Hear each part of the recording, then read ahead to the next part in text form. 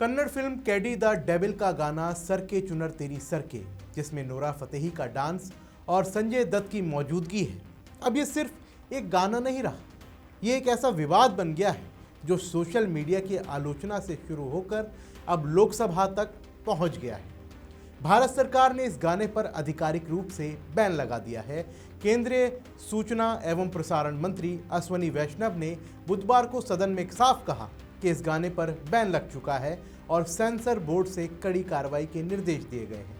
Makers ने गाना YouTube से हटा लिया था, नए वर्जन में बोल बदलने की बात की जा रही है, लेकिन सवाल ये है कि नोरा फतेही का ये गाना सोशल मीडिया से संसद तक आखिर कैसे पहुंच गया? क्या ये सिर्फ बोल और स्टेप्स का मामला है या ये उस बड़ी लड़ाई का हिस्सा है जहां मनोरंजन की आज़ादी और समाज की गरिमा और महिलाओं की इज्जत के बीच टकराव हो रहा है? क्या संसद में उठा ये बवाल सिर्फ एक गाने का है या ये उस बदलते समाज की आवाज़ है जो अब चुप नहीं बैठता?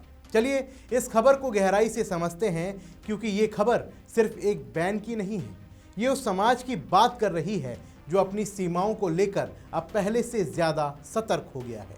नमस्कार, मेरा नाम है शुभम गुप्ता और आप देखना शुरू कर चुके हैं वीके न्यूज़। देखिए, पूरी कहानी शुरू होती है गाने की रिलीज से। सर के चुनर तेरी सर के ये एक आइटम सॉन्ग है। इसमें नोरा फतेही का डांस और संजय दत्त की मौजूदगी है, लेकिन जैसे ही ये गाना सामने आया, सोशल मीडिया पर तूफान उठ गया। बोल को अश्लील कहा गया, डांस स्टेप्स को आपत्तिजनक बताया गया। लोग बोलने लगे कि ये महिलाओं को वस्तु की तरह पेश करता है। राष्ट्रीय महिला आयोग में, राष्ट्रीय मानवाधिकार आयोग में शिकायतें आने लगी।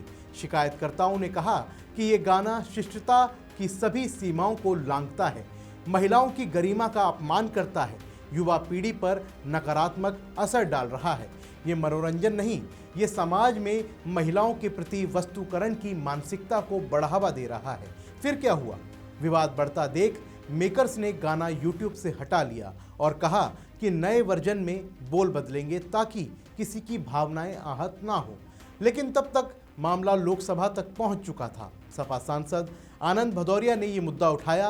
केंद्रीय सूचना एवं प्रसारण मंत्री अश्विनी वैष्णव ने इसका जवाब दिया कि जिस गाने की बात हो रही है उस पर पहले ही बैन लग चुका है।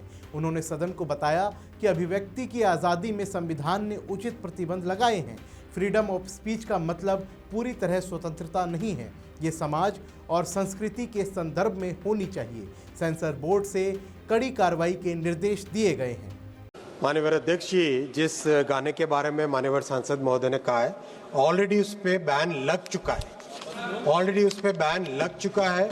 और मैं स्पष्ट तौर पे ये आपके माध्यम से पूरे सदन को कहना चाहूँगा कि हमें फ्रीडम ऑफ स्पीच में भारत के संविधान निर्माताओं ने जो रीजनेबल रिस्ट्रिक्शंस लगाए, उन रीजनेबल रिस्ट्रिक्शंस के हिसाब से ही चलना चाहिए।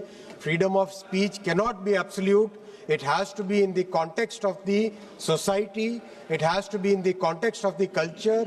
और उसमें बहुत ही हमें सावधानी से हमारे आने वाले समय में जिस तरह से डिजिटल के माध्यम से जिस तरह से आज तेजी से चीज़ें फैलती है, उसमें हमें समाज के प्रोटेक्शन के लिए, विशेषकर बच्चों के प्रोटेक्शन के लिए, महिलाओं के प्रोटेक्शन के लिए, समाज के वंचित वर्गों के प्रोटेक्शन के लिए जो भी कड़े एक्शन लेने चाहिए वो लेने के लिए सरकार प्रतिबद्ध है। देखिए, नोरा फतेही का ये गाना सोशल मीडिया से संसद तक पहुंच चुका है और ये अब सदन में बवाल मचाने लगा है। और ये कोई पहला मामला नहीं है कि कोई गाना या फिल्म विवादों में घिरे, लेकिन इस बार मामला अलग है। ये सिर्फ सोशल मीडिया की आलोचना तक नहीं रुका, इसकी राष्ट्रीय महिला आयोग में शिकायत हुई। एनएचआरसी ने इस पर संज्ञान लिया और अब संसद में मंत्री ने खुद बैन की घोषणा की है। और ये दिखाता है कि समाज अब चुप नहीं बैठता। जब कुछ गलत लगता है तो आवाज़ उठती है, चाहे सोशल मीडिया पर हो, आयोगों पर हो या फिर सदन में हो।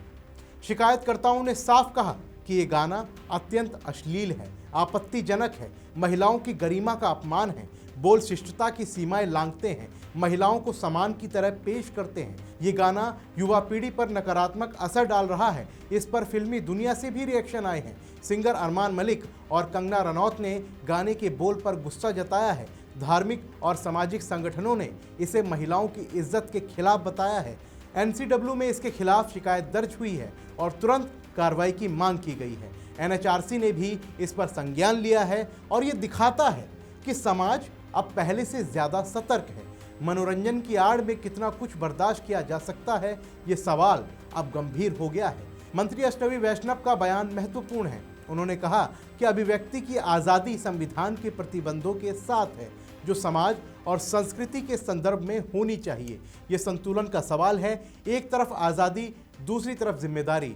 गाने के मेकर्स कहते हैं कि नए वर्जन में बोल बदलेंगे, लेकिन बैन लगने के बाद कई लोग पूछ रहे हैं कि क्या ये सेंसरशिप है?